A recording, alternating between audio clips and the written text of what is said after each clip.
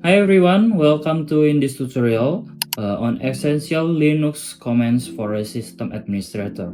Whether you're preparing for an exam or just upgrade your Linux skill, it's okay. My name is Jeremy Alwinsihan and today I will walk through 5 fundamental Linux tasks covering directory management, file manipulation, permission and ownership, symbolic link, and user mask. Okay, we will not only run this command but also explain step by step so you understand what's happening. So grab your Linux terminal and let's get started. Okay, before we start, we need to ensure that the directory is exists. If it's missing, we have to create it first, and let's check it out. Okay, we use this command because this command is list all the directory inside home. If mahasiswa is there, we can process, but if not, we need to create it. Okay, if like this, we have to create with this command.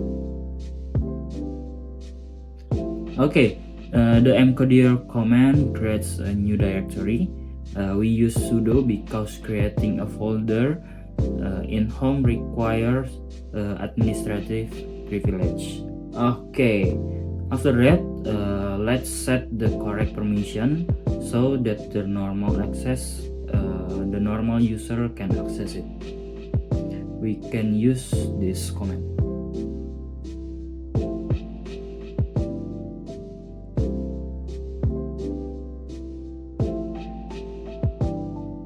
Okay, 7777 or 777 means everyone, owner, group, and others has full access, read, write, and execute. And finally, let's confirm that it's created properly. Okay, we use this command for display the directory details including permission and ownership. Okay, great. Now the directory is ready. Let's move on to the next one. Alright, let's go to the first task. We need to set up a directory structure to organize our files. First, we are going to create a directory inside home/mahasiswa. The name should follow the format, our student ID followed by our full name. Let's do it.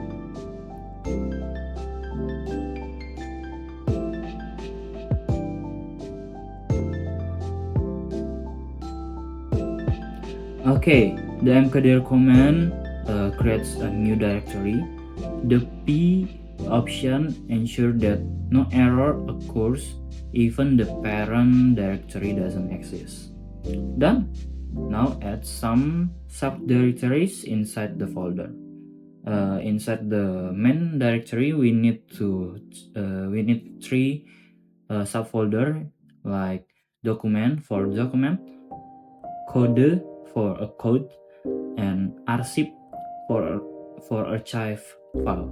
Instead creating them one by one, we can use a shortcut like this.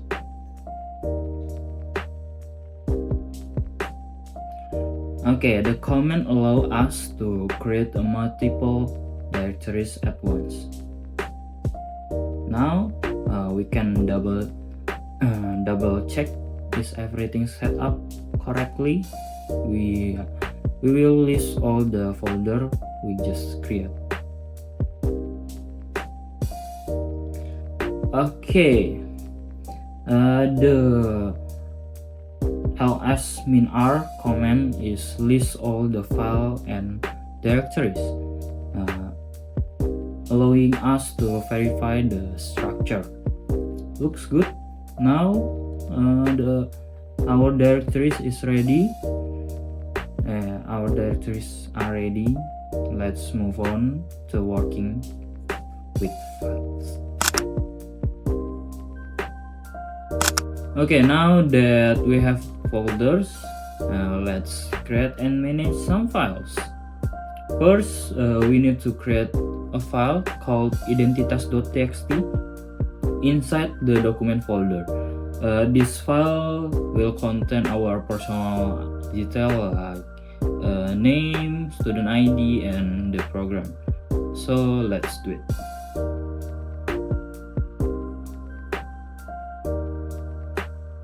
Okay, this command creates a text file and write multiple lines into it. Then we can see what the result of our file with this command. Okay, that's good.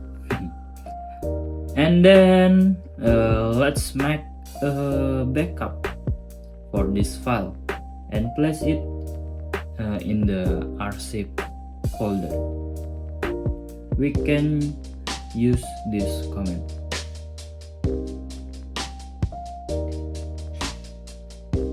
Okay, the cp command is for copies the file and rename in the process. Oh, it's something error. I think I missed the document section. Okay. Okay, since we don't need the original file in document anymore, we will move it to the code. We can use this command. Okay, so the mv command is for move the files to another directory. Okay, that's it. That's the text too. Okay, now let's move to the task 3, file permission. And here we will set up the file access, permission, and ownership to make sure the file is secure. Okay, first we need to change the file permission of identitas_backup.txt, which is inside the archive folder. And then the requirement is that the owner should be able to read and write. The group should only be able to read, and then the others should have no access. To do this, we use this following command.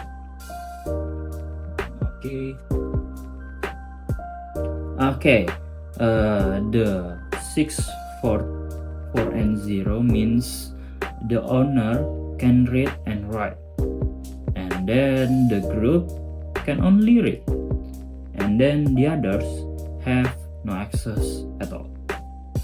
We can show the output with using this command. Oh, typo. I'm sorry. I forgot to use. Okay. Okay, we can see that the directories have permission with the owner can read and write, the group can only read, and the others have no access. Okay. Next, we need to change the ownership of this file.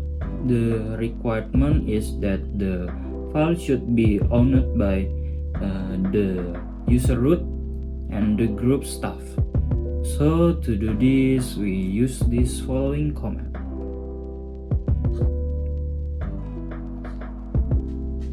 Okay, the chown is used to change the owner of the file, and here we set the owner to root and the group to staff. Okay, finally let's verify the file permission that the ownership are set correctly. by listing the file details with this command. Okay, this command is display the file permission, owner and the group, and that's it for the permission.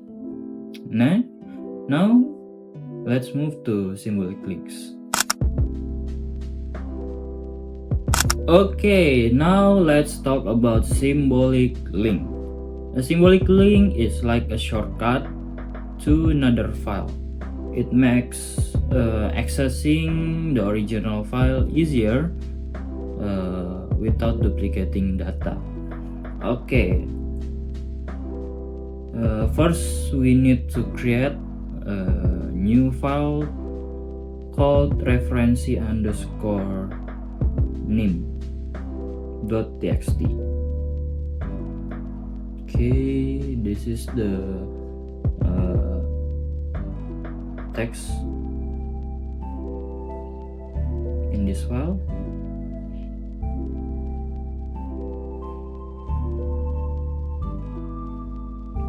Okay, the command is create a file and write some text inside it. And then now let's create a symbolic link for this file. A symbolic link works for a like shortcut, so we can access the file without having to navigate to its original location. Here is the command.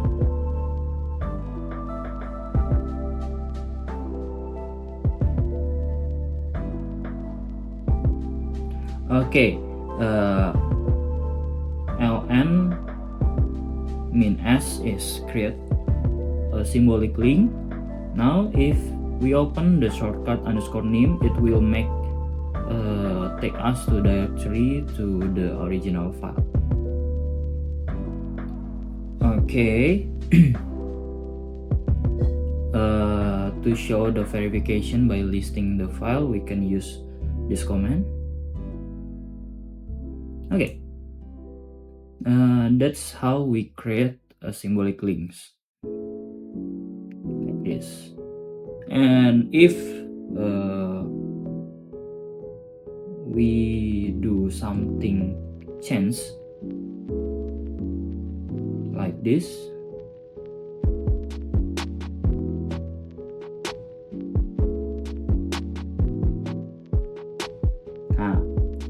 the file is same because it's just a shortcut.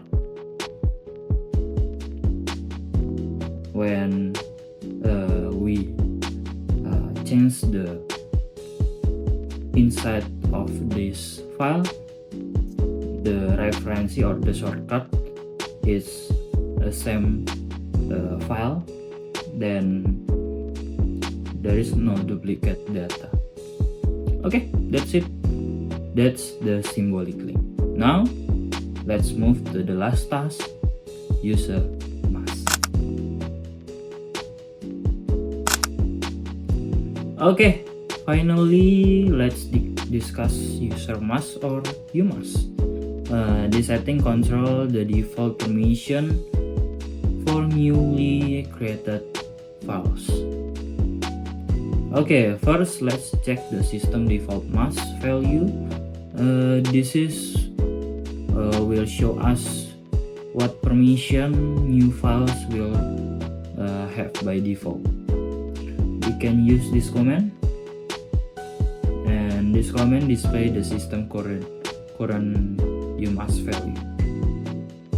And then now we change to the umask value to 0.27, so that's the new file have restrict permission. Okay, and then we can use this.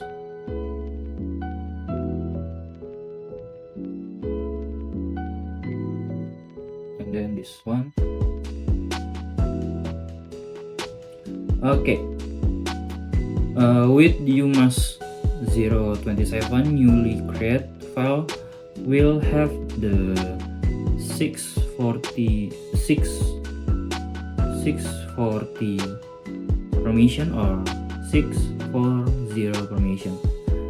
That means the owner can read and write, the group can only read, and the others have no access. So, that's it. Okay, that's a wrap. Today we cover directory management, file operation, file permission, and symboling link and user masks. They are the essential tasks for the managing Linux system, and I hope this tutorial help you to understand them better. And then if you find or found this tutorial is helpful, don't forget to like and subscribe. Don't subscribe to my channel, just drop a comment below. Thanks for watching and see you in the next one. Goodbye.